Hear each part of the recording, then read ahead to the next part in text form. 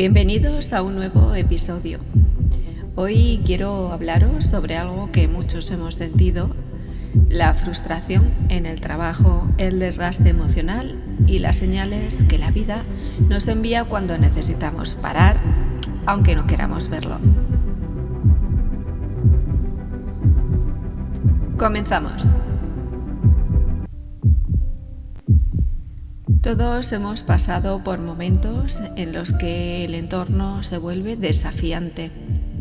A veces no es solo la carga de trabajo o el estrés, sino personas concretas que parecen estar ahí solo para ponernos a prueba, para impresionar nuestros límites o para generar caos.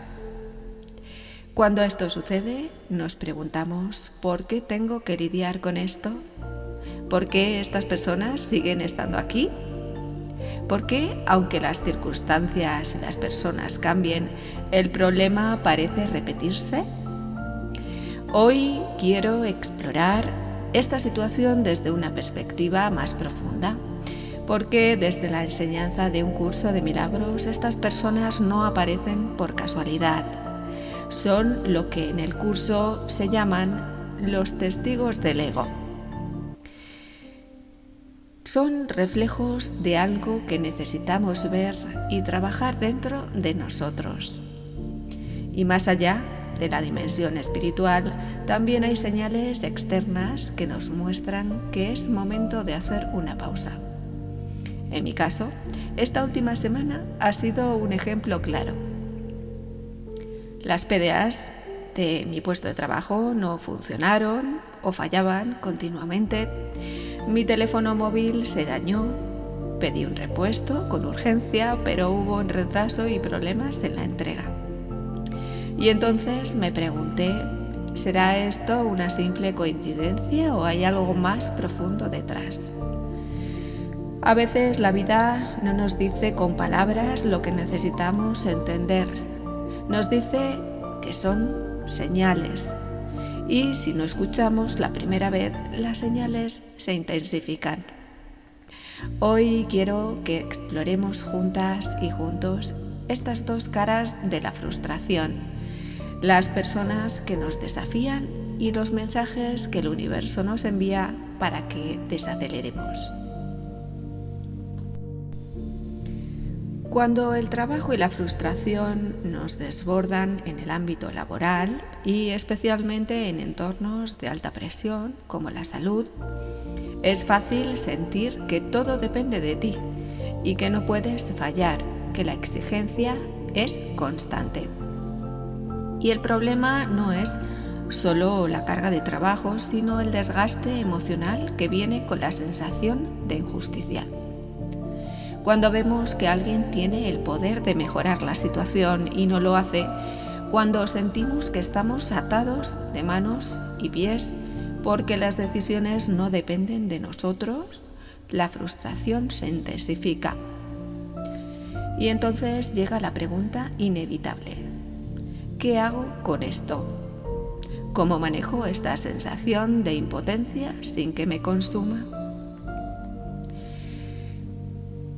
Vendrían entonces los llamados testigos del ego, es decir, cuando las personas vienen a desafiarnos. Según un curso de milagros, hay personas en nuestra vida que no aparecen por casualidad. Son testigos del ego, espejos que intensifican las emociones que necesitamos trabajar. Si hay alguien que genera ira, es porque hay algo en mí que aún no ha sanado. Si alguien me hace sentir impotencia, es porque hay una parte de mí que cree que no tiene poder. Si una situación me frustra, es porque aún le estoy dando demasiado poder a lo externo sobre mi paz. Esto no significa que la otra persona tenga razón ni que esté actuando bien. Significa que su presencia en nuestra vida nos está mostrando algo sobre nosotros mismos. Es incómodo de aceptar, porque el ego quiere que el problema sea externo. Quiere llevar razón, quiere que el otro cambie, que el otro haga lo correcto. Pero la verdadera lección espiritual no está en cambiar al otro, sino en sanar nuestra reacción ante él. Seguidamente tendríamos las señales que nos piden frenar, es decir, cuando el universo nos obliga a detenernos. Cuando la vida nos pone obstáculos constantemente, es una invitación a parar. Un curso de milagro nos dice: nada real puede ser amenazado, nada irreal existe. Es decir, si algo no fluye, quizá es porque hay algo mejor esperando en otro ritmo y en otro tiempo. El Tao Te Ching nos dice: el sabio fluye con la corriente en lugar de resistirse a ella. Una metáfora que podríamos aplicar teniendo en cuenta de los traspiés tecnológicos de esta semana sería si un móvil se queda sin batería y tenemos que recargarlo, ¿verdad? Si el sistema falla, a veces hay que reiniciar en vez de forzar. ¿No ocurre lo mismo con nosotros? ¿Cómo navegamos la frustración sin que nos consuma? Cuando nos encontramos en una situación que nos desgasta, el primer impulso del ego es quedarnos atrapados en la queja o en la impotencia y el ataque. Pero la realidad es que no podemos controlar lo que hacen los demás, ni las circunstancias externas. Solo podemos elegir cómo interpretamos y respondemos a la situación. Aquí es donde entra os propongo el reencuadre mental. El reencuadre mental sirve para cambiar nuestra percepción de la situación. Cuando estamos atrapados en la frustración, el enojo o la sensación de injusticia, nuestra mente nos dice: esto no debería estar pasando. Esto es injusto. Esta persona está aquí solo para hacerme daño. Pero la realidad es que la situación ya está ocurriendo. Lo que realmente nos hace sufrir no es lo que pasa, sino cómo lo interpretamos. El reencuadre mental nos permite ver la misma situación desde otro ángulo para que no nos atrape el sufrimiento.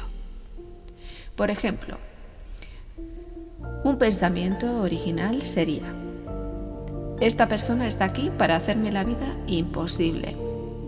El reencuadre vendría a ser el pensamiento siguiente: esta persona me está mostrando en qué áreas aún necesito trabajar mi paz interior. Un pensamiento original podría ser: no aguanto más este trabajo, no puedo con la carga. El reencuadre sería: tal vez esta situación me está enseñando a poner límites, a priorizarme y a encontrar un nuevo equilibrio. Y un último pensamiento original podría ser: todo me está fallando, nada me sale bien.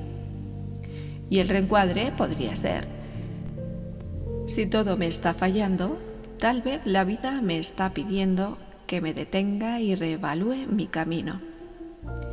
No significa que tengamos que forzarnos a ver lo positivo de inmediato, pero sí podemos elegir soltar el drama y la carga emocional innecesaria. Como dice un curso de milagros, cambia tu percepción del mundo y el mundo cambiará. Porque cuando cambiamos cómo lo vemos, cambia cómo lo experimentamos. Podríamos preguntarnos por qué seguimos en un lugar que nos hace sufrir. Esta es una pregunta crucial. Si un lugar nos genera sufrimiento constante, ¿por qué seguimos allí? Desde un curso de milagros, todas las situaciones en las que estamos involucrados tienen que ver con nosotros. No significa que estemos atrapados, sino que hay algo que nuestra mente aún necesita ver, aprender o sanar en ese lugar. Algunas razones inconscientes por las que nos quedamos en lugares que nos desgastan son el sacrificio como forma de valor, es decir, el ego nos dice que el sufrimiento nos hace más valiosos, que si aguantamos, si nos sacrificamos, somos más responsables, más dignos y más fuertes. Aquí os propongo 2 preguntas para reflexionar. La primera es: ¿creo que si dejo este trabajo o pongo límites estaré fallando de alguna manera? ¿Asocio el trabajo duro con el sufrimiento? El segundo aspecto para razonar estos motivos o causas inconscientes o razones inconscientes sería el miedo al cambio. Aunque una situación sea incómoda, es familiar, y lo familiar nos da una sensación de seguridad y control. Así que os propongo 2 preguntas. ¿Me quedo aquí porque aunque me haga daño, al menos sé lo que tengo? ¿Qué pasaría si confío en que la vida tiene algo mejor para mí? El tercer aspecto inconsciente serían las lealtades invisibles. Ya lo hemos explorado desde la psicogenealogía. A veces sostenemos patrones que vienen de nuestra familia, de nuestra cultura o lo que se espera de nosotros. Las 2 preguntas para trabajar en esta cuestión sería: ¿estoy aquí porque aprendí que hay que aguantar y ser fuerte? ¿Por qué siento que debo estar aquí? El último aspecto que he considerado y a mi juicio el más importante es porque aún tengo algo que aprender en este lugar. Si una situación nos sigue generando conflicto es porque aún hay algo que necesita ser transformado en nosotros. Para trabajar este aspecto, os propongo 2 preguntas. ¿Qué pasaría si decido que esta experiencia es un maestro o una maestra y no un castigo? ¿Y si este lugar me está preparando para algo más grande? El reencuadre, en lugar de decir no tengo opción, tengo que aguantar esto, podemos decir estoy aquí por una razón y cuando haya aprendido lo que necesito, la vida me abrirá nuevas puertas. Ahora vamos a pasar a una de las cuestiones más interesantes que he aprendido en el libro de El orden implicado de David Bohm. Este autor, David Bohm, fue un físico y filósofo que desarrolló la teoría del orden implicado. Él habla del caos como una ilusión. Es una idea revolucionaria que nos dice que lo que percibimos como caos o desorden es en realidad parte de un orden más profundo e invisible. Él explica que el universo no es una serie de eventos desconectados y aleatorios, sino que todo lo que ocurre en el nivel visible, es decir, lo que él llamaba el orden explicado, es solo una manifestación superficial de un orden más grande y más profundo, el llamado orden implicado. ¿Cómo podríamos aplicar esto a nuestra vida? Cuando estamos en medio de una crisis, un conflicto laboral o una situación que parece injusta, nuestra mente ve desorden, caos, injusticia. Pero Bohm nos invita a preguntarnos: ¿y si lo que está pasando es parte de un proceso mayor que aún no puedo ver? ¿Y si esto de alguna manera me está llevando a una transformación necesaria? ¿Y si lo que parece caótico es solo una fase de un reordenamiento más profundo en mi vida? Desde esta perspectiva, lo que parece una injusticia laboral o una situación insoportable podría ser el impulso que necesitamos para hacer un cambio, aprender una lección o desarrollar una nueva fortaleza. Es como cuando un río fluye con calma y de repente encuentra obstáculos. El agua parece desordenada, caótica, pero en realidad está buscando su camino natural. Nuestra vida es igual. Los momentos de caos no son el fin, sino la reestructuración de algo más grande que todavía no podemos ver. Cuando entendemos esto, dejamos de resistir el cambio y empezamos a confiar en que hay un propósito en todo lo que estamos viviendo. Por ejemplo, si en mi entorno laboral hay caos constante, si la organización no cambia, si la frustración se repite una y otra vez, ¿puede ser que la vida me esté empujando a hacer un cambio que he estado evitando? En vez de ver el caos como un castigo, podemos verlo como una señal de que es momento de evolucionar, de hacer algo distinto, de abrirnos a nuevas posibilidades. Como decía Bon, el orden está ahí, aunque aún no lo veamos. Como reflexión final, podríamos plantearnos elegir desde el amor y no desde el miedo. Si hoy estás en un lugar que te frustra, te invito a hacerte esta pregunta. ¿Desde qué lugar estoy aquí? ¿Desde el miedo o desde el amor? No tienes que responder de inmediato, solo siembra la pregunta en tu interior y deja que la respuesta llegue poco a poco. Y recuerda, no estás atrapado o atrapada, no estás condenado o condenada a sufrir. Todo tiene un propósito mayor. Cuando llegue el momento de hacer un cambio, lo sabrás y lo harás con paz. Antes de pasar a una breve meditación que he querido compartir con vosotros, me gustaría añadir algo más en relación a la espiritualidad y la humanidad en coexistencia. Antes de cerrar este episodio, quiero recordarte algo muy importante. No pasa nada si algunas veces reaccionamos de forma impulsiva o iracunda cuando sentimos que nuestro respeto o nuestra identidad está siendo traspasada. Muchas veces, cuando estamos en el camino del crecimiento personal, podemos ser demasiado duros con nosotros mismos. Pensamos que si ya hemos trabajado en nuestra paz, en nuestra espiritualidad, en nuestra conciencia, nunca más deberíamos sentir enojo, nunca más deberíamos reaccionar mal. Pero eso no es cierto. Ser espiritual no significa no tener emociones humanas. Ser consciente no significa que nunca te equivoques. Ser alguien en evolución no significa que siempre vas a responder con calma y sabiduría.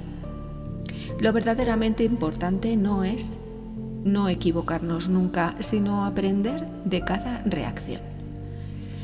La clave está en observarnos sin culpa y aprender para la próxima vez.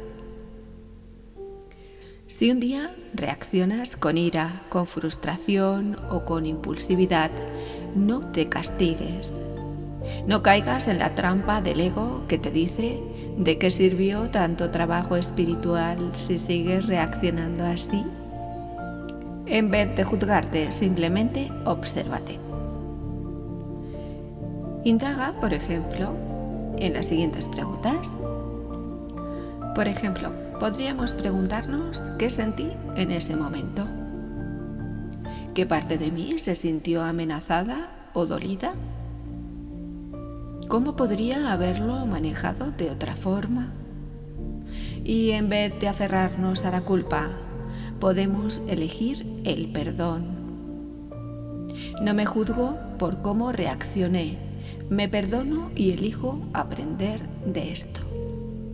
La próxima vez intentaré responder desde un lugar más consciente y si vuelvo a equivocarme, seguiré aprendiendo.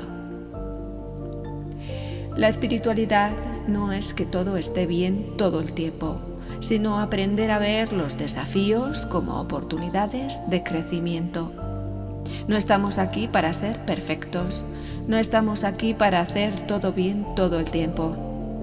Estamos aquí para recordar quiénes somos poco a poco, con amor y paciencia. Así que la próxima vez que te encuentres en una situación que te saque de tu centro, si reaccionas con enojo o frustración, no pasa nada.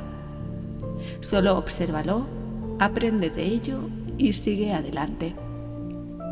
La espiritualidad no es hacerlo bien. La espiritualidad es seguir eligiendo el amor incluso cuando nos equivocamos. Para cerrar este episodio, quiero ofrecerte una breve meditación que está mucho más desarrollada en un episodio independiente para relajar y para trabajar el estrés laboral. Si este episodio te ha resonado, compártelo con quien creas que puede necesitarlo. Gracias por estar aquí, por permitirme compartir este episodio contigo y nos escuchamos en el próximo episodio. Hasta pronto.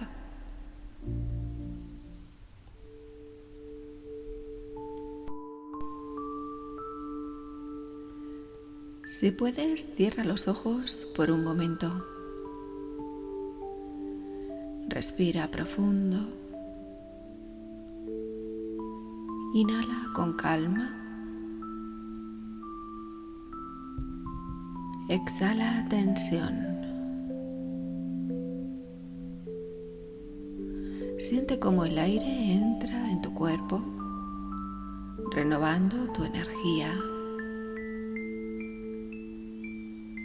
Imagina que todo el estrés, la frustración que has sentido se disuelven con cada exhalación.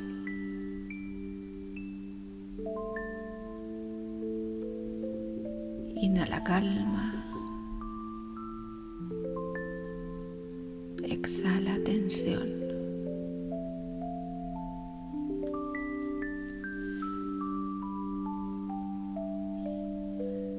Suelta la necesidad de controlar.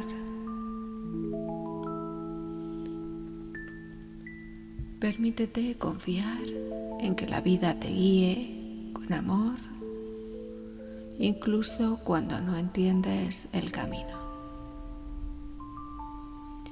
Y repite mentalmente: hoy elijo soltar el control. Confío en que la vida me guía con amor, incluso cuando no entiendo las señales.